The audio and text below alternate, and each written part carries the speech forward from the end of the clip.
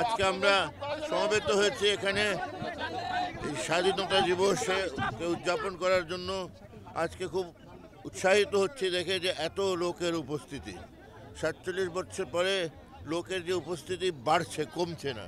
এটা মানে যে আমরা স্বাধীনতাকে কি মূল্য দিই এবং মানুষ কিভাবে সচেতন হচ্ছে এবং স্বাধীনতা কি মূল্য দিয়ে আমরা পেয়েছি সেটা এখানে আসে স্মরণ করা দরকার। লক্ষ লক্ষ লোক জীবন দিয়েছে এবং সেই স্বাধীনতাকে আমরা যেন সঠিকভাবে মূল্যায়ন করি, এটা আমরা সবসময় শপথ নিই এখানে এসে। যে যারা জীবন দিয়েছিল তারা যে স্বপ্ন দেখেছিল, যে স্বাধীন বাংলাদেশের স্বপ্ন তারা দেখেছিল, যে এখানে সকল মানুষ নিরাপদভাবে থাকবে, তাদের কাজকর্ম পাবে, দেশে আইনের শাসন থাকবে, দেশে গণতন্ত্র থাকবে।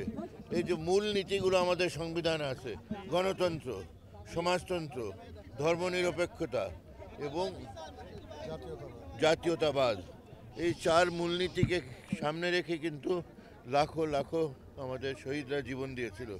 তাদেরকে স্মরণ করি এবং স্মরণ করতে করতে যে মূলনীতিকে সামনে রেখে তারা জীবন দিয়েছিল সেগুলোকে আমরা সামনে রেখে এই কথা মনে থেকে আমরা বলি যে সেই নীতিগুলোকে মেনে আমরা এই দেশকে গড়ার কাজটা এগিয়ে নিয়ে যাব। এবং সাথে সাথে বলতে হবে যে এখানে কোনো রকমের সন্ত্রাস, জোর জবরদস্তি, লাঠিয়ালদের ভূমিকা এখানে একদম মেনে নেওয়া যায় না।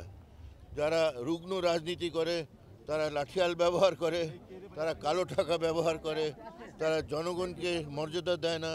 এইগুলো থেকে ব্যাপারে আমাদের সতর্ক থাকতে হবে।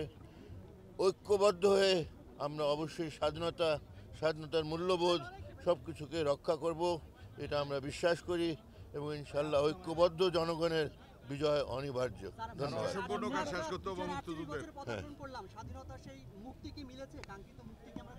না, স্বাধীনতা পেয়েছি, বাট স্বাধীনতার লক্ষ্য মুক্তি, এটার জন্য তো আমাদের সংগ্রাম করে যেতে হচ্ছে।